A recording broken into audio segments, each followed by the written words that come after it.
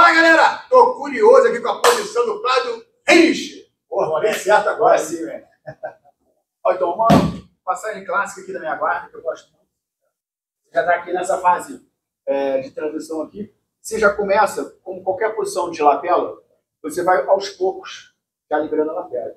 Tá? Aqui, essa mão, você vai fazer esse controle aqui, né, no rosto do oponente, e já vai entregar a lapela aqui, ó, para essa outra mão, tá? Para sua mão esquerda. A partir desse momento, você está fazendo pressão aqui com o seu ombro, né, botando o queixo do oponente para o outro lado. Aí aqui começa realmente a passagem. Você vai quebrar o quadril, você quer botar o seu joelho esquerdo aqui no quadril do lado direito do oponente, você vai fugir o quadril também. Aqui, você nem precisa pegar o kimono. Você pode fazer essa pegada aqui em C, ó, esse domínio em C, que aí a mão não vai escapulir, tá vendo? Vai te dar mais pressão aqui, mais alavanca. Aí agora esse pé aqui, ó, você quer botar aqui em direção à lombar do oponente, vai puxar para cima, vai fazer uma batalhazinha aqui, e assim que estiver saindo, esse teu joelho direito já vai aqui, ó, para cima do quadril, e aí você vai fazer as transições aqui para montada ou para os ataques. Sensacional, hein? Agora eu quero ver ele fazer rápido. Tá valendo? Agora então, Vai lá, vai embora. Ah, tá.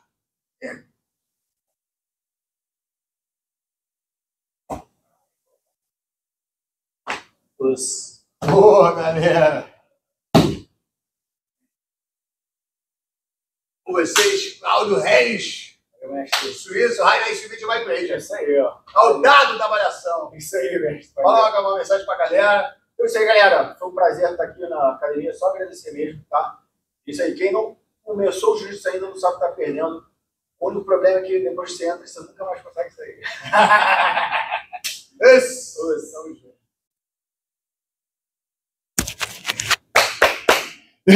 Fala, galera, celebridades! Porra, hoje é internacional, Rainer Schmidt, o My Play, hein?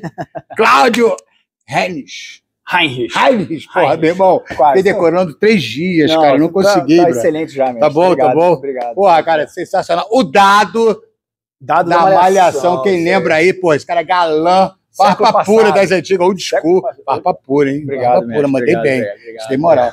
Não, mas sensacional. Cara, faixa preta do jiu-jitsu, grande mestre gordo, esse cara é, porra, também. Pô, quando ele falou o gordo, eu falei, porra, dispensa apresentações, né? O gordo não precisa falar mais nada. É um cara muito sério, é um cara que leva o jiu-jitsu, é o cara que pavimentou o jiu-jitsu, é o famoso tijolinho. E aí? Conta um pouquinho pra gente, introdução no jiu-jitsu. Não, antes você quer falar alguma coisa, né? Por favor. Não, só dizer que é um prazer estar aqui, obrigado mesmo pelo convite, é uma honra estar aqui participando do seu canal. E o jiu-jitsu entrou na minha vida de uma maneira muito legal. Eu já fazia artes marciais quando criança, fiz judô, fiz taekwondo. E em 1995, eu fui convidado... Não, na verdade eu fiz teste, né, para o personagem dado da Malhação. Era um professor de jiu-jitsu. E que maneiro! Eu lembro. E eu sempre tenho o hábito, né, uma das minhas ferramentas para entrar no personagem é fazer um laboratório em cima das atividades do personagem. E aí eu comecei a fazer o laboratório, né, comecei a fazer aulas de jiu-jitsu, e isso foi em 95. E depois a novela acabou, mas eu continuei treinando, fazendo. Né. E quem foi o professor que te deu essa... Então, a história é muito legal. Era um amigo meu da Tijuca, né, o bairro do Rio de Janeiro, da Zona Norte aqui do Rio de Janeiro, né, o Dedeco. André está nos Estados Unidos hoje em dia. E ele me dava aula particular. Né, ele já era professor nessa época, eu ia seguindo ele, e ele, né, porque ele também estava na correria e ficava me ensinando as posições, então várias posições que apareciam na novela, ele me ensinou. Fui na academia do mestre Della Riva. Dedeco Della Riva, é isso aí. Para ver realmente como é que era, né, o professor dando aula, né, exercício, faz isso, né, ele me deu uma assessoria ali. O Della? O Della Riva, maneiro. Né? Foi muito bom. Foi lá na equipe 1, na época da equipe 1? Isso. Eu fui na equipe 1 e fui numa outra também, que era mais de esquina. Mas eu acho que eu não sei se já era na época da Malhação. Né? Talvez tenha sido depois. Ah, você foi na época da W2M, na academia em Copacabana. Sacou? Eu fui numa que tinha assim, uma seção grande de vidro, assim. Isso mesmo. E uma outra também que eu fui numa esquina. Isso. E aí depois a novela acabou, eu continuei conheci até aula com o Ricardo Libório. Porra, você tá tendo referência, né? Obrigado. Aqui na Rio Esporte? Não, era na antiga Academia da Praia, depois foi no playground de um hotel ali. Sei. Antes dele ir para os Estados Unidos também. Isso, antes dele ir para os Estados Unidos.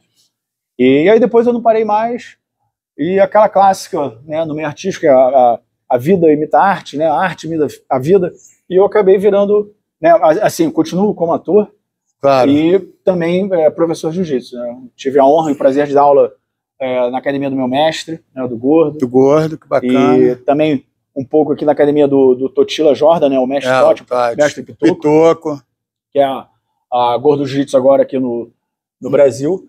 E agora só dando aula particular mesmo para conciliar, né, com a carreira de ator, né? Meu filho também tem que ficar levando ele para cima, para baixo, para tudo que é esporte. Então, por enquanto, só aula particular. O filho tá com quantos anos? 9 anos. É? Muito bom. Pô, bênção de Deus máxima. Galã também, que nem o pai?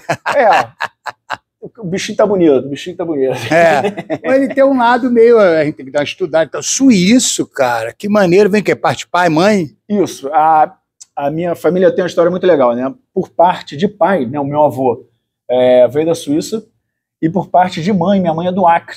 Caramba! Tarauacá. Então eu tenho esse lado... Caraca, Tarauacá, meu irmão. Aí, a minha mãe conta... É quase uma maloca. Exato. Né? Ela conta cada história, mestre. Você não tem noção.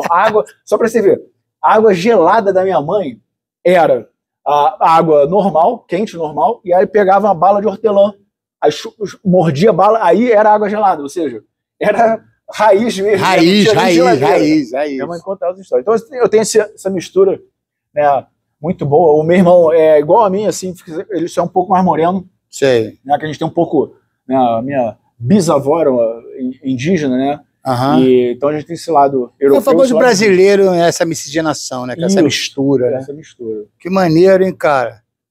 E o nome do meu filho, eu coloquei, que eu quero um nome curto, forte, aí eu botei o nome do meu avô, que era Carl, e o nome do meu filho é Carl. Né? No Brasil é Cal. Como se fosse traduzido. C-A-L, não. Com K. K-A-R-L. Cal. Que isso, estica aí, Cal. Come to me. O cara já sofre bullying na escola, né? Eu sofri, já ficou zoando o moleque. Eu falei pra ele, galã, assim, meu irmão, eu sofria bullying. Naquela época, o cara é raiz. Isso que ele foi pro jiu-jitsu. Foi a melhor coisa do jiu-jitsu, não foi? Fala. Exatamente. O jiu-jitsu me ajudou muito, né? Me ajuda até hoje na carreira. Uhum. E agora, né, que eu tendo mais idade, eu vejo como aquela... A gente sempre fala brincando, né? Jiu-jitsu terapia. E realmente, diversas vezes, você tá com a cabeça estressada, não teve uma semana muito boa, né? O dia... eu sempre falo isso. É impressionante. Só de você, né, botar o pé no tatame, cumprimentar, às vezes você nem treina, você só vem aqui ver a galera, né, você chegou tarde, né, botou aquilo, não, acabou o treino, mas só de você ficar ali e conversar, né, você já renova a energia. Né? Então... que se passa isso? É uma... Como é que eu posso te falar? É aquela terapia de grupo? Pode ser? Pode ser? Eu nunca tinha pensado nisso. É uma terapia de grupo? Não tem o dos anônimos, os anônimos, tem a galera que senta. Eu acho isso. Porque o que salva isso aqui é o final, a resenha. Eu, por exemplo, adoro. Acabou o treino, irmão, bota ali, ó. E aí, conta aí. Quando vê, irmão, tem uns 4, 5 já conversando contigo, trocando ideia. Ela fecha a academia às 9, vai até 9h30 a resenha. Aí tu olha assim, caramba, 9h30. Tá tarde, já nem... Tá tarde, tu nem passou, né? Cara. Então tu já, tu sai zero aqui.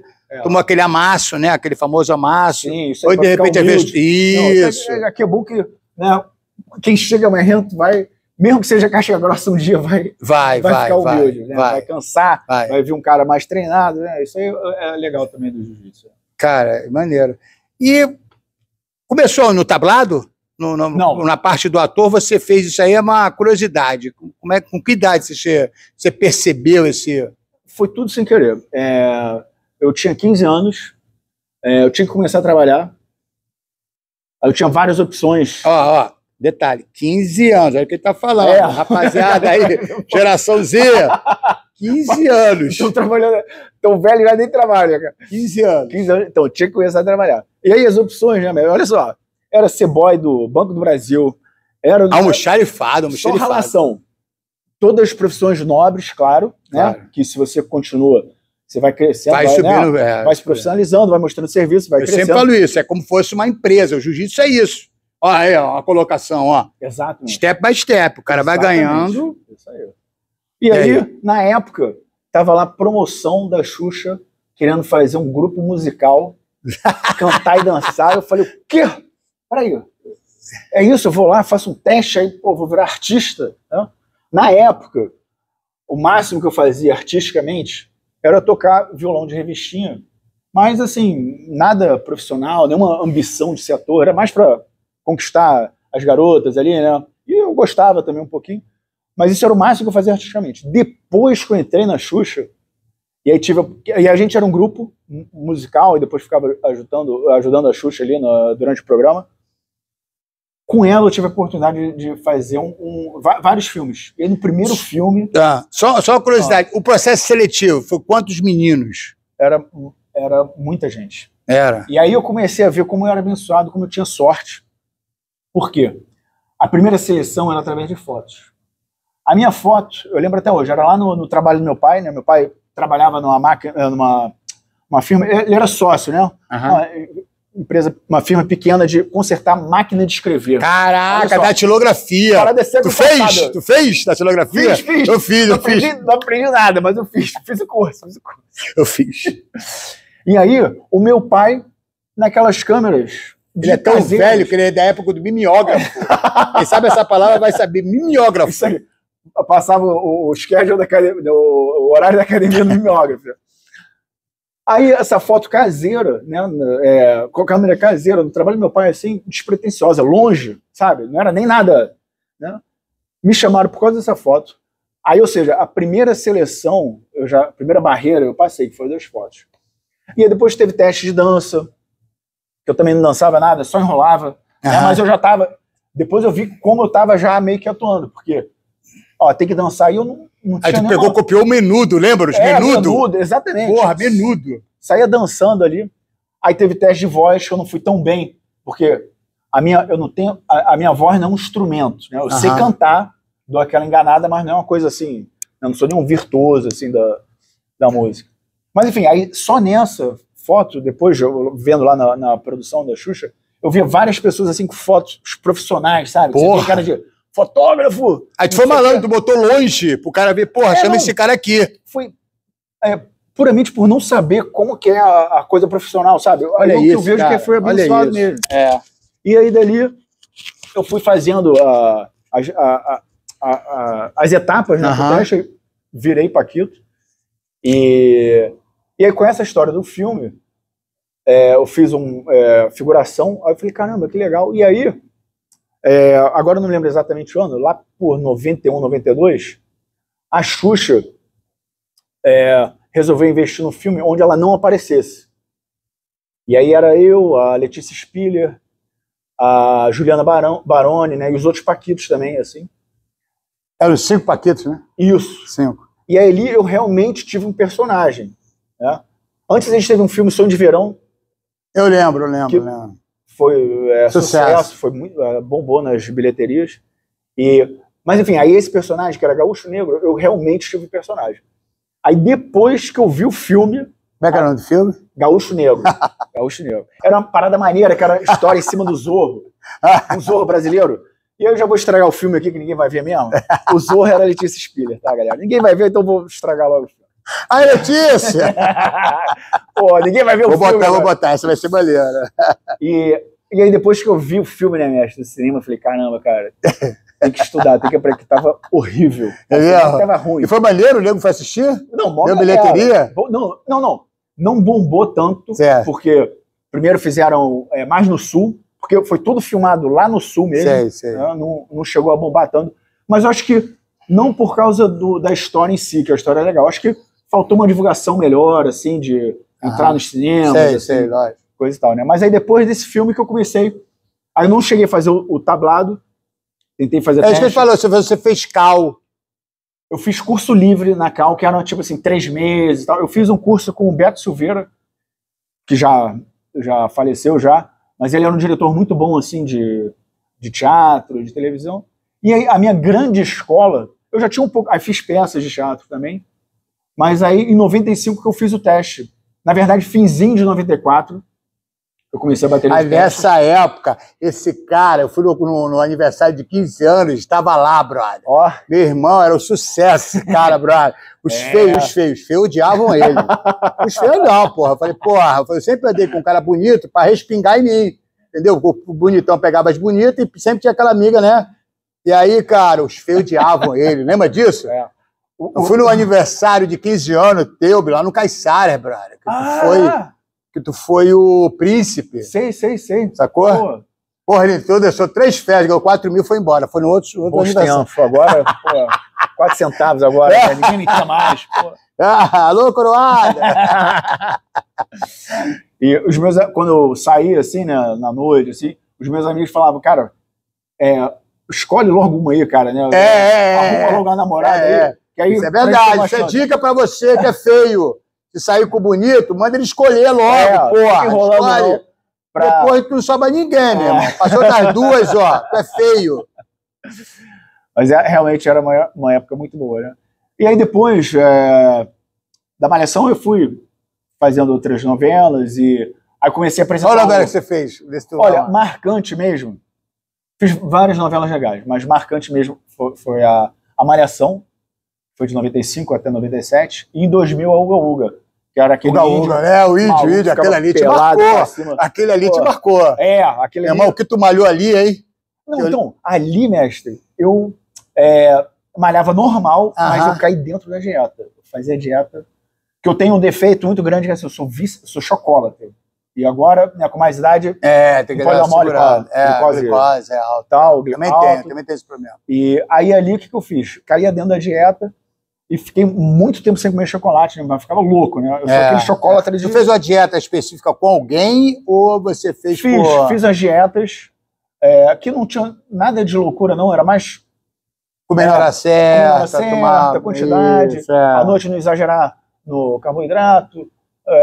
E os caras falavam, ó, chocolate, vai comer banana com canela, esquenta no forno e bota canela, sabe? Sei. Foge do chocolate, porque o meu problema, algumas pessoas conseguem comer uma fileira, né? A minha mulher já tá fazendo assim. Minha mulher é que me regula. E a gente vai nas eu adoro uma promoção, né? Minha raiz é Tijuca, né, irmão? Porra, então, eu vejo a promoção. Ele é da usina. Não, era um pouquinho mais pra baixo, mas frequentava ali. E aí, eu vejo a promoção do supermercado, chocolate irado no preço, eu falo, o quê? Aí eu compro logo aquele lote, e aí eu não consigo me segurar, eu vou com uma barra inteira. Que é erradíssimo, né? Todo exagero faz mal, né? E aí agora, qual é a minha estratégia? Eu não compro, entendeu? Mas se eu vejo de alguém, eu vou e roubo, né? Tem que controlar isso. Eu roubo do meu filho, eu roubo do meu filho. Pô, que maneiro, cara. Fez essa novela, eu lembro do índio, pô. Isso, foi uma época muito boa, né? Aprendi muito também. E eu comecei a apresentar o Globo Ecologia um pouquinho antes de 98. Fiquei até 2004. E na Globo eu fiz Coração de Estudante, fiz uma outra... Agora eu já estou numa fase que eu nem lembro mais das novelas. Caramba. Mas eu fiz as novelas boas, tá? Com os personagens bons. Assim. O Claudinho fez Telecurso Segundo Grau. Ó, pior que eu assisti meu amado. Lembra disso? Era bom. Pior que era bom, né? Era bom, né, cara? Ajudava muito, cara. Ajudava a galera. Muito bom, cara. Cara, mas aí, voltando aqui um pouco pro jiu-jitsu. Tu falou pra mim que chegou a competir, cara. Sim. Que maneiro. Aí foi esses campeonatos regionais, né? Que não era o jiu-jitsu essa hoje em dia, que é essa profissionalização. Né? Profissionalizou, pô. Sim. Né? Você é da minha época, aquela época que foi o pavimentado, foi o jiu-jitsu ali que teve que passar por tudo aquilo, uma prova, né, não? Sim.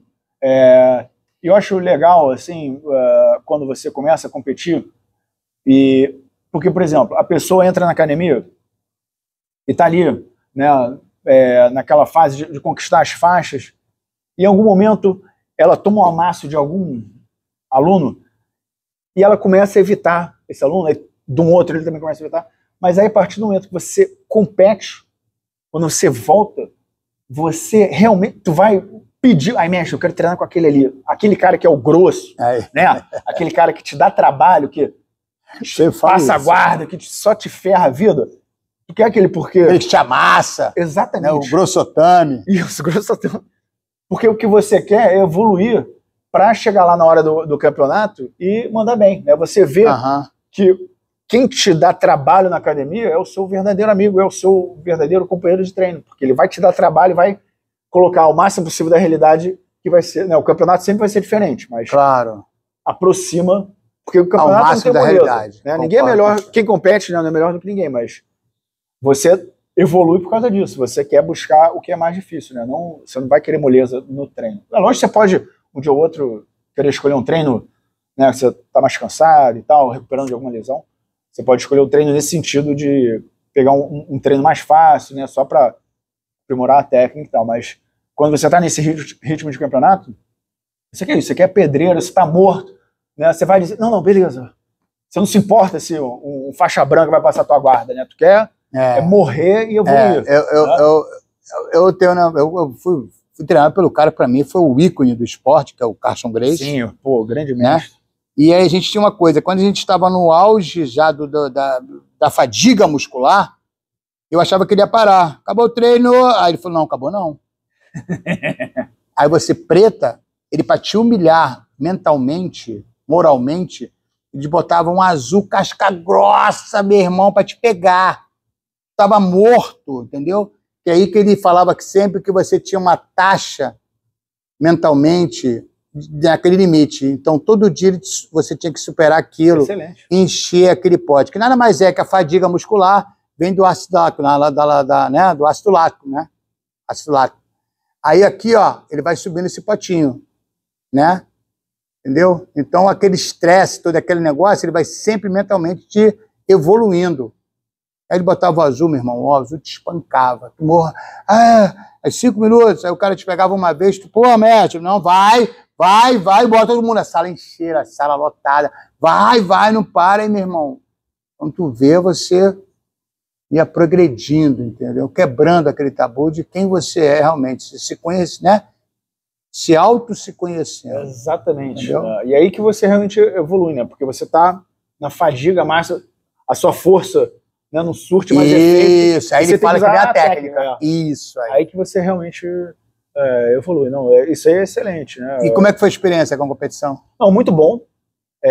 E depois você vai criando as amizades, você fala, oi, colega. Maneiro, né?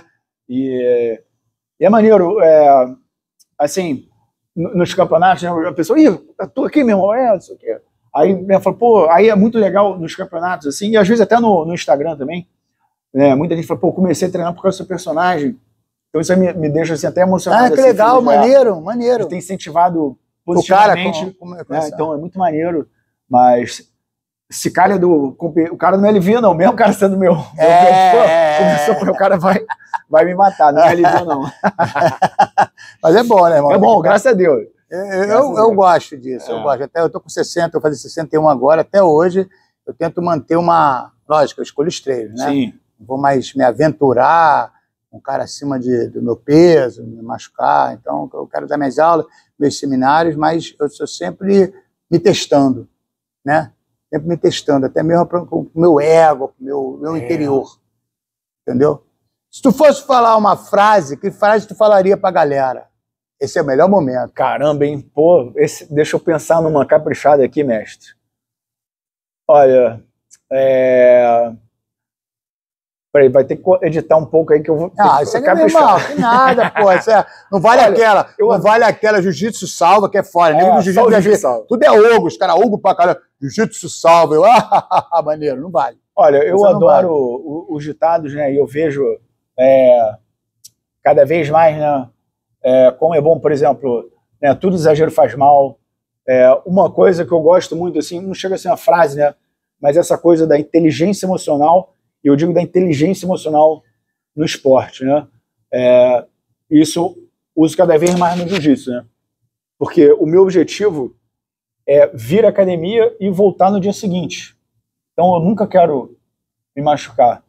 Então eu acho que a grande evolução no jiu-jitsu, e também a gente sempre consegue fazer essa analogia, para a vida real, né? Vida real. Profissão e no nosso dia a dia, né? É que assim, que a humildade realmente vai te levar ao longe, né? Ou seja, você sendo humilde durante o treino, né, pode calhar de um cara faixa colorida, né? Te pegar, você é o brabão, faixa preta, competidor, isso aqui. E aí você tem a humildade, né, de aceitar. Então acho que é uma frase assim, não seria nem uma frase feita, né? Mas é isso, né? Que a humildade sempre vai te levar ao máximo. Te levar ao máximo e ser uma ótima ferramenta para você sempre conquistar mais coisas, né? Eu acho que essa seria esse texto, né? Não é nem uma frase, né? Mas é pura verdade. Verdade, isso aí. Toda vez o jiu-jitsu me deu suporte da minha vida. Minha família, entendeu? Conheci minha mulher através do jiu-jitsu.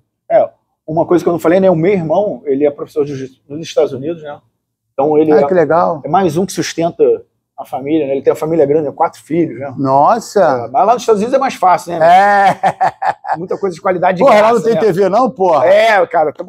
Caralho. Ele não comprou a televisão, mesmo. Mas, enfim, realmente o jiu-jitsu tem essa coisa, né? E, por exemplo, eu no meu caso especificamente, uma coisa que me ajuda muito na minha profissão, né? Eu tenho essa questão, como eu falei mais cedo, dessa terapia, né? Realmente funciona como uma terapia, né? A válvula de escape. E uma coisa que me ajuda muito quando eu estou atuando, por exemplo, às vezes eu tenho uma cena muito importante do meu personagem, a cena, às vezes, é a melhor cena da novela, e o set de gravação não é uma coisa tranquila, né? No gravando, todo mundo faz silêncio, mas é aquela correria e barulho, movimentação, e às vezes... Aqui a gente tá no CT, porra. Aqui eu sou manda, né? Aqui, paraíso, porra. Silêncio total, não tem dessa. E às vezes a pessoa não tá ali com a mesma energia, tá com algum outro problema, tá insatisfeito com alguma coisa, então para você mandar bem na cena, né, você tem que se concentrar bastante, viajar no personagem, decorar o texto, e você tem que caprichar nessa questão de bloquear, né, o mundo lá fora, e você mandar bem, no meu caso ali, na cena, né, e eu acho que o jiu-jitsu é uma ferramenta muito importante nisso, né, porque você te dá confiança, né, que nada do que está ali vai te derrubar, porque você faz jiu-jitsu, né, o jiu-jitsu te dá essa força, esse poder mental, vamos dizer assim, que você fica imbatível, sempre na humildade, né, sem arrogância. Claro, lógico. Mas eu acho que isso é possível em qualquer profissão, né? O grande empresário vai ter uma reunião importante, as pessoas querendo derrubar ele, né, vai, como se fosse um campeonato, ele fala, meu irmão, tô treinado, né? Ele consegue fazer sempre essa analogia em cima do jiu-jitsu, não importa a profissão, né, do dentista, do médico, né, eu acho que isso é muito legal do jiu-jitsu também, é uma outra ferramenta que a gente tem. Né? Se tu fosse falar um momento perrengue, que momento tu falaria? Porra, tô jogando pedra pra ele. Não, pô. Tá gravando aí, Bela?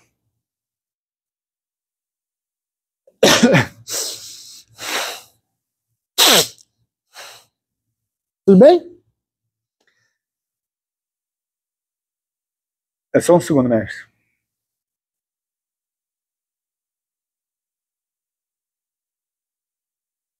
Dá uma água pra ele. Não tem aqui.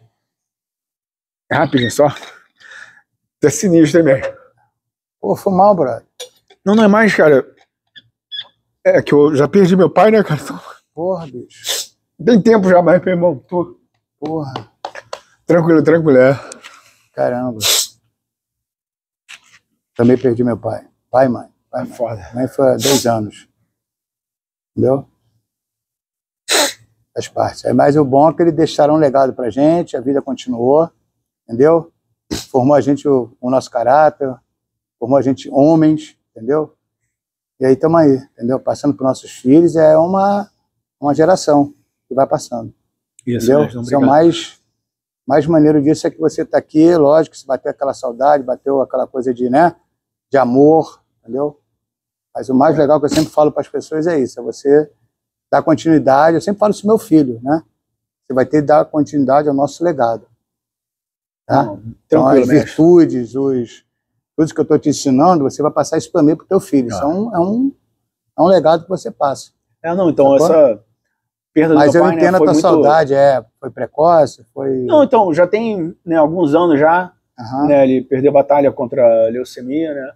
Mas é que assim, você é faixa coral, né? E também tá faixa coral nas entrevistas aqui, né? O cara mandou bem pra caramba. Pô, são as duas perguntas que eu pergunto. Eu posso botar isso? Lógico, mestre. Pô, é tranquilo. Não, desculpa aí. E é isso, a saudade é sempre grande, né? E a gente... enfim, senão já vou começar a chorar de novo aqui. Não, claro. Né? Mas sem problema nenhum, né? É muito bom. Você tá de parabéns aí que você faixa coral nas entrevistas, nas perguntas também. Não, é um prazer me abrir aqui desse jeito. Né? Legal, meu irmão. O bom homem é aquele que tem a humildade de assumir, você entendeu? Na hora ali, porra, maneiro. Eu também sou assim. Não, eu também sou assim, sacou?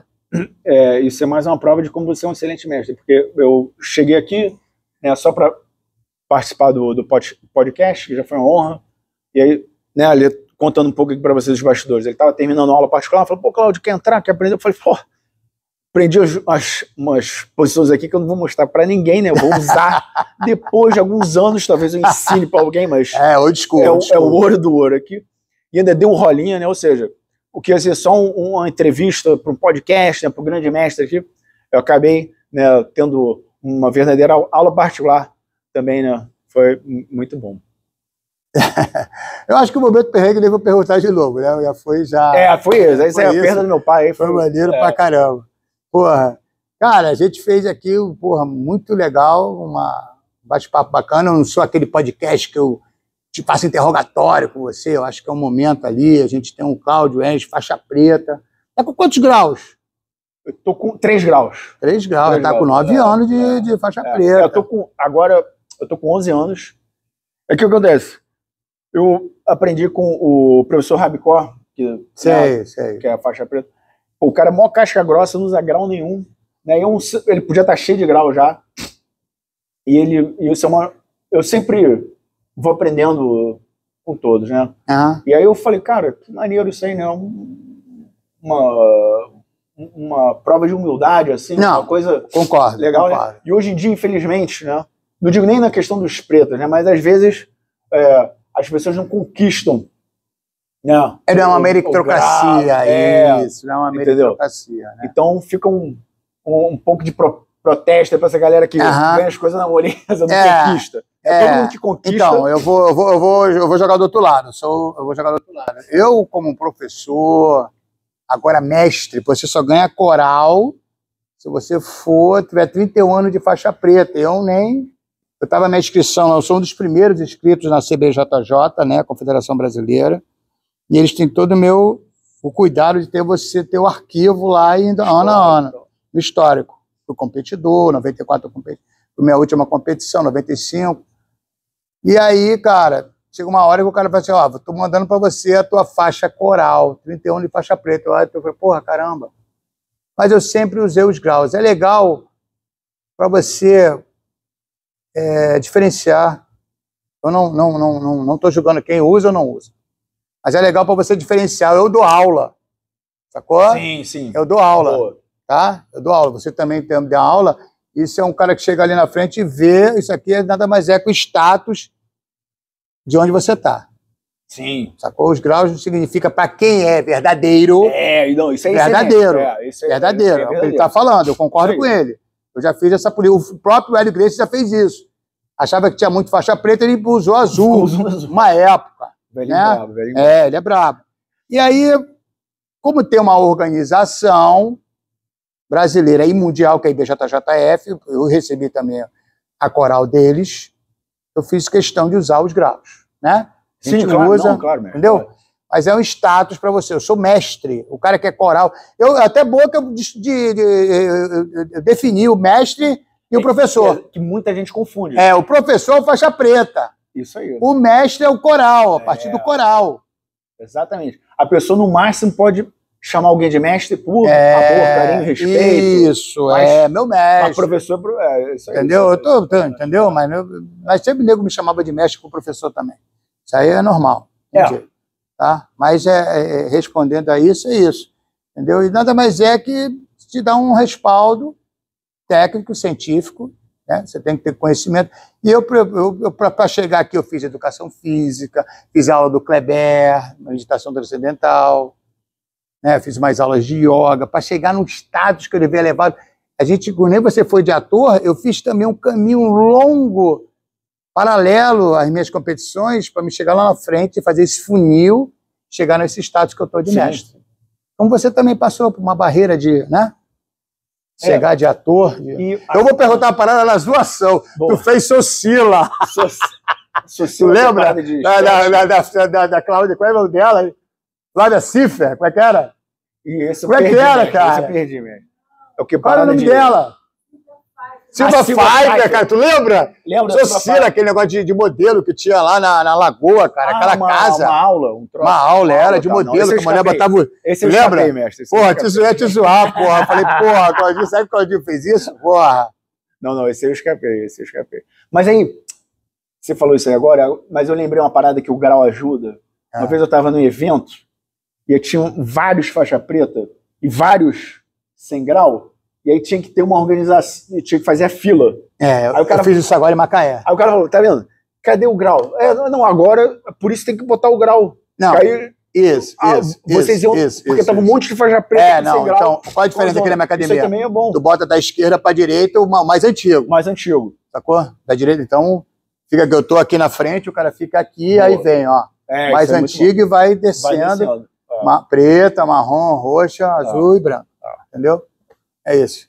Cara, sensacional a entrevista aqui com o Claudinho. Acho que vai ter a parte 2. Cara, foi muito maneiro. Se tu deixar, tem a parte 2. Pô, lógico, parte 2. Fala, galera. Ó, acabei de conversar aqui com o grande mestre Bolão. E confere aí no link essa entrevista, ó. Tá imperdível. E já vou adiantar. Ele não é só faixa coral no jiu-jitsu, não, tá? Ele é faixa coral aqui na entrevista. Confere que você vai ver que é verdade que eu tô dizendo. Não deixa de compartilhar, galera. Isso aí. Tá? Compartilha aí. Valeu, galera. Pô, Claudinho. Obrigadão, irmão. Nada, irmão. Maneiro pra caralho.